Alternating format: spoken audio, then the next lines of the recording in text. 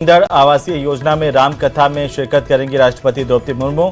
दिल्ली से सेना के विशेष विमान से दोपहर को 1:40 पर जयपुर पहुंचने का प्रस्तावित कार्यक्रम राष्ट्रपति का शाम को 5:50 पर जयपुर से दिल्ली के लिए फिर से रवाना होंगी। बड़ी खबर इस वक्त की, राष्ट्रपति द्रौपदी मुर्मू 16 जनवरी को जयपुर के दौरे पर रहेंगी, जहां राष्ट्रपति इंदिरा आवासीय योजना में एक राम कथा में शिरकत करेंगी।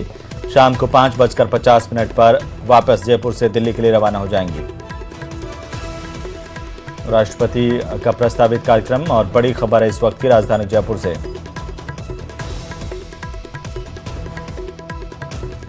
उधर जयपुर के हवा महल विधानसभा क्षेत्र में वोटर लिस्ट को लेकर सियासी घमासान तेज हो गया है।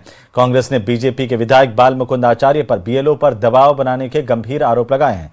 बीएलओ कीर्ति कुमार शर्मा ने परिवार समेत अब जान देने की धमकी दी है, तो वहीं कांग्रेस ने इसे लोकतंत्र से सीधा खिलवाड़ करार दिया है।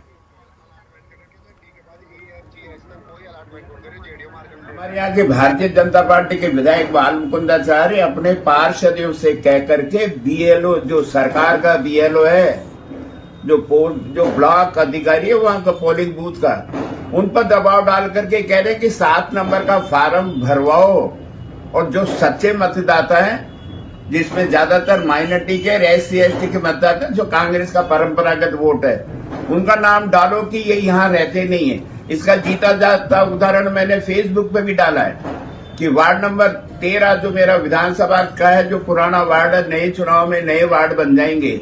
वार्ड नंबर 11 में भी ऐसी हरकतें की जा रही है। वार्ड नंबर 13 में तो खुल करके कह रहा, कीर्ति शर्मा नाम के बीएलओ हैं, जो सरकार की टीचर, उन्होंने कहा कि मैं मरना पसंद करूंगा लेकिन मैं बेईमानी नहीं करूंगा। जो मतदाता मेरे सामने बैठे हैं, जिनको मैंने घर घर जाकर के चेक किया, उनका नाम कैसे काट दूं?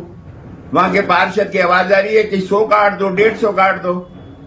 मैं आगाह करना चाहता हूं माननीय जिलाधीश महोदय और हर विधानसभा के ERO महोदय, अगर आपने सरकार के दबाव में सच्चे मतदाता, असली मतदाता का नाम काटने की कुचेष्टा की, तो जयपुर शहर जिला कांग्रेस कमेटी जयपुर शहर में बड़ा आंदोलन खड़ा करेगी।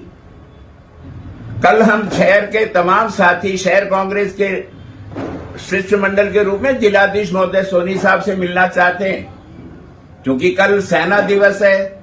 सुबह जिलाधीश महोदय का समय नहीं है, लेकिन 2 बजे बाद हम जिलाधीश कार्यालय जाएंगे शिष्टमंडल लेकर के और आगाह करेंगे।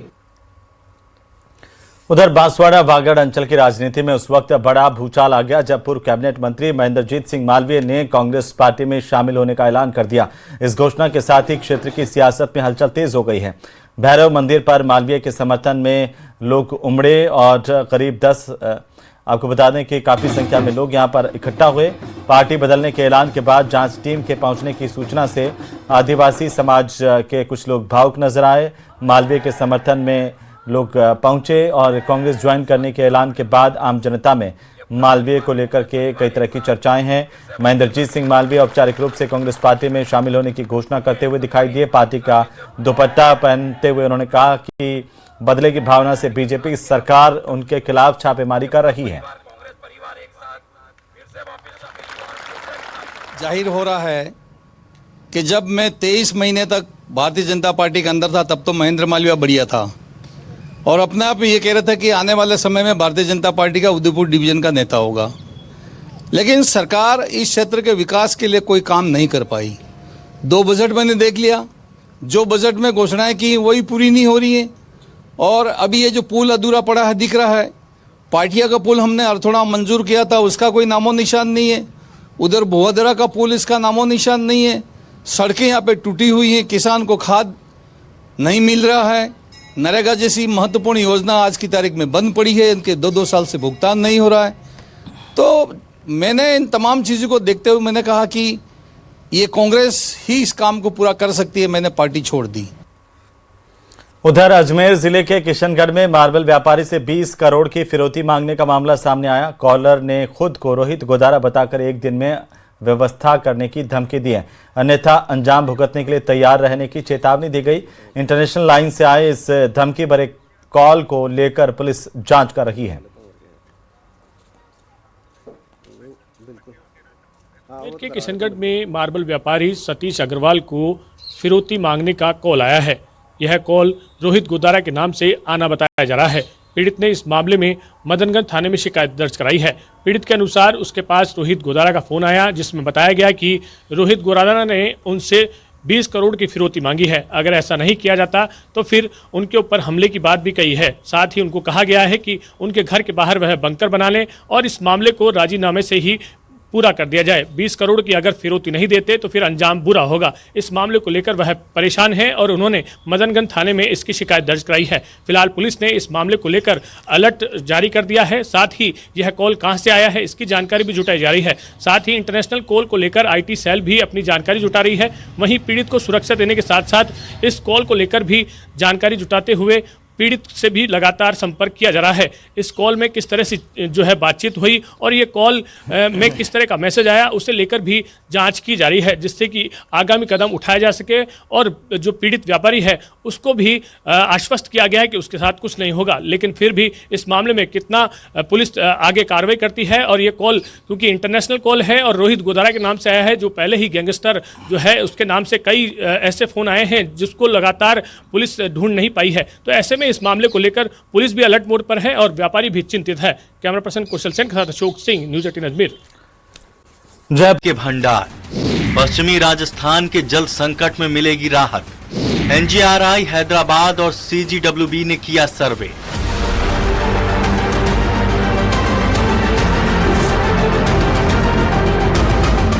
पोखरण और भनियाड़ा क्षेत्र लंबे वक्त से भूजल के नजरिए जल संकटग्रस्त माने जाते रहे हैं, लेकिन अब पहली बार सूखे इलाके में पानी के नए ठिकाने मिलने का दावा किया जा रहा है। जैसलमेर के पोखरण क्षेत्र में साल 2021 और 2022 में कराए गए हेलीकॉप्टर सर्वे की रिपोर्ट में ऐसे 55 गांव और ढाड़ियों की पहचान हुई है जहां पहले कभी भूजल मिलने की पुष्टि नहीं हुई थी। वरिष्ठ भूजल वैज्ञानिक डॉक्टर नारायण दास एखणिया के मुताबिक खासकर फलसूट क्षेत्र में पानी मिलना इस सर्वे की सबसे बड़ी सफलता है। हेलीबोन सर्वे हेलीकॉप्टर के माध्यम से की जाती है और जैसलमेर जिले की पंचायत समिति साकड़ा और भनियाड़ा और फलसूट जो अभी नई गठित हुई है उसमें इसको किया गया था। वर्ष 2020 के अंदर इसका MOU हुआ था। 2021 के अंदर ये पोखरण क्षेत्र के अंदर इस सर्वे को किया गया था और इसकी रिपोर्ट श्रीमान जिला कलेक्टर महोदय को कुछ ही दिन पहले मिली थी। उसके अध्ययन के बाद में ये पता चला है कि कुछ ऐसे स्थान जहाँ पे अभी तक हमें भूजल नहीं मिला था या पेयजल का जो भूजल से संबंधित जो स्रोत होते थे वो नहीं थे, अगर वो थे भी तो बहुत कम मात्रा में क्वांटिटी में पानी मिलता था या खारा मिलता था। उन स्थानों पर भूजल को चिन्हित किया गया है। हेलीबॉन सर्वे में हेलीकॉप्टर के नीचे एक रिंग नुमा सेंसर लगाया जाता है। ये सेंसर जमीन के भीतर इलेक्ट्रोमैग्नेटिक तरंगे भेजता है, जिससे चट्टान, मिट्टी और पानी की मौजूदगी का पता चलता है। सूखे इलाके में पानी की मौजूदगी को अच्छा संकेत माना जा रहा है। हेलीबॉन सर्वे की रिपोर्ट के मुताबिक पोखरण क्षेत्र में कुल 64 स्थानों पर भूजल की मौजूदगी पाई गई है। सर्वे में सिर्फ पानी की मात्रा ही नहीं बल्कि उसकी गुणवत्ता और जमीन की भूगर्भीय परतों का भी सटीक डेटा भी हासिल हुआ। सर्वे केंद्रीय भूजल बोर्ड, NGRI हैदराबाद और राज्य भूजल विभाग का संयुक्त प्रयास है, जिसकी शुरुआत केंद्रीय मंत्री गजेंद्र सिंह शेखावत की पहल पर की गई थी। पोखरण क्षेत्र के बड़े हिस्से में इंदिरा गांधी नहर का पानी पहले से पहुंच रहा है, लेकिन ये नई खोज नहरबंदी या तकनीकी खराबी के दौरान पूरे क्षेत्र के लिए लाइफलाइन साबित होगी। अब जलदाय विभाग बिना किसी जोखिम के सीधे चिन्हित स्थानों पर बोरवेल कर सकेगा, जिससे करोड़ों रुपए की बचत होगी। जैसलमेर से न्यूज़ 18 राजस्थान के लिए सामलदान रत्न की रिपोर्ट।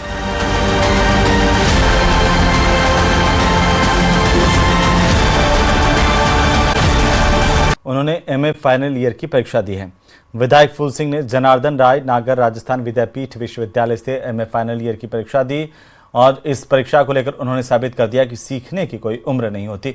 आपको बता दें कि फूल सिंह ने 15 साल की आयु में पढ़ाई छोड़ दी थी, लेकिन अपनी 5 एजुकेटेड बेटियों से प्रेरणा लेकर के 55 साल की उम्र में फिर पढ़ाई शुरू की।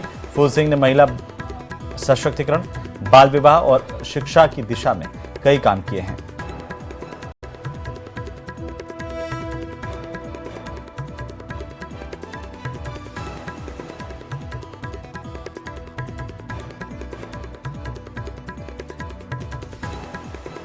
प्रदेश के सबसे बड़े टाइगर रिजर्व रणथंभौर के त्रिनेत्र गणेश मार्ग पर लगातार बढ़ती बाघों की चहलकदमी वन विभाग के लिए चुनौती बनती जा रही है। आए दिन त्रिनेत्र गणेश मार्ग पर बाघ, बाघिन और शावकों का मूवमेंट होता है, इससे श्रद्धालुओं की जान को खतरा बना रहता है।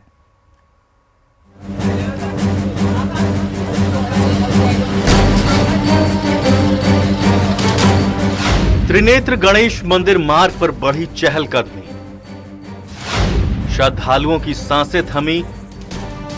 अगर जान से है प्यार तो अपील को कीजिए स्वीकार। होशियार खबरदार, घूम रहे हैं टाइगर। मेरा यही उनको एक मैसेज रहेगा कि आप जा रहे हैं तो गाड़ियों में जाएं, जो गाड़ियों में संख्या है उससे संख्या से ज़्यादा ना जाएं, पैदल ना उतरें और ध्यान रखें कि आप कहीं बीच में रास्ते में गाड़ी रोककर इधर उधर ना जाएं। आप बिल्कुल सुरक्षित हैं। अगर आप रणथंभौर स्थित त्रिनेत्र गणेश मंदिर जाना चाहते हैं तो इस अपील को नजरअंदाज करने का जोखिम नहीं उठा सकते, क्योंकि मंदिर मार्ग रणथंभौर का वो क्षेत्र है जहां बाघों की सघन आबादी है। रणथंभौर के बाघों की आधी से भी अधिक आबादी इसी क्षेत्र में है, इसलिए मंदिर मार्ग पर बाघ, बाघिन और शावकों का मूवमेंट बना रहता है। अधिकारियों के मुताबिक इन दिनों त्रिनेत्र गणेश मार्ग और उसके आसपास करीब आधा दर्जन से भी अधिक बाघ, बाघिन और शावकों की आवाजाही है। इस समय ऐसी कोई भी हमारे पास समस्या नहीं है कि हमारे पास दीवार टूटी हुई हो या कोई बिल्डिंग टूटी हुई हो जिसकी टूटने की वजह से टाइगर्स का मूवमेंट हो रहा हो। ये टाइगर अपना नेचुरल विचरण कर रहे हैं और अगर हम वहाँ पर, ये सवाल भी आया था कि क्या हम वहाँ पे बहुत बड़ी दीवार बना सकते हैं, ऊंची दीवार बना सकते हैं, तो हम सभी को पता है कि टाइगर के लिए 8 से 10 फीट की हाइट भी कोई बहुत बड़ी बात नहीं होती है, क्योंकि घनत्व हमारे यहाँ ज्यादा है तो टाइगर्स मूवमेंट तो करेंगे ही यहाँ पर। त्रिनेत्र गणेश मंदिर पर दिन भर श्रद्धालुओं की आवाजाही बनी रहती है।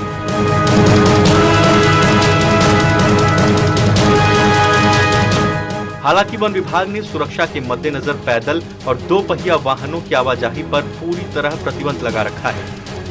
श्रद्धालुओं को केवल निर्धारित टैक्सी और आरजे 25 नंबर के 4 पहिया वाहनों के जरिए ही त्रिनेत्र गणेश मंदिर तक जाने की अनुमति दी गई है। त्रिनेत्र गणेश मार्ग पर गश्ती दल के 2 वाहन हर समय तैनात रहते हैं। आप बिल्कुल सुरक्षित हैं। हमारी टीम वहाँ पे 24 घंटे मौजूद है आपकी सुरक्षा के लिए, टाइगर्स को देखने के लिए, मॉनिटरिंग करने के लिए। बस अगर आप थोड़ी अपनी तरफ से थोड़ा सचेत रहते हैं तो आपको किसी भी प्रकार की, किसी भी तरह की भय की कोई आवश्यकता नहीं।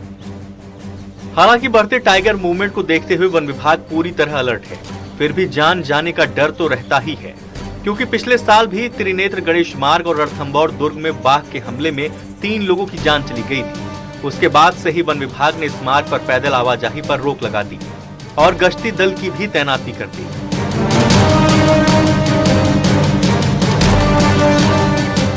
ये भाई साहब तो बाहर चलने लगे, टाइगर तो साल भर 12 महीना से पहले तो काय बंद दिखा, 1 साल से लेकिन मूवमेंट है ज्यादा हो गया। तो क्या कारण है ये यहाँ के टाइगर? तो कहीं जानवर बटेगा तो खा जाओ, टाइगर ज्यादा हो गए। अभी ये जो गणेश जी के दर्शन के लिए लोग आते हैं तो क्या इनको भी खतरा रहता है? डंडा लेके चलते हो। त्रिनेत्र गणेश मंदिर मार्ग पर बाघों का बढ़ता मूवमेंट न सिर्फ वन विभाग बल्कि श्रद्धालुओं और पर्यटकों के लिए भी चिंता का विषय बना हुआ है। आपको बताते चलें कि त्रिनेत्र गणेश मार्ग रणथंभौर के कोर एरिया में स्थित है। ऐसे में नेशनल टाइगर कंजर्वेशन अथॉरिटी की गाइडलाइन के तहत ना तो यहाँ तारबंदी की जा सकती है और ना ही सुरक्षा दीवार बनाई जा सकती है। ऐसे में वन अधिकारी केवल सतर्कता बरतने की अपील कर सकते हैं। अपील पर अमल करके ही जान बचाई जा सकती है। न्यूज़ 18 राजस्थान के लिए सवाई माधोपुर से गिरिराज शर्मा की रिपोर्ट।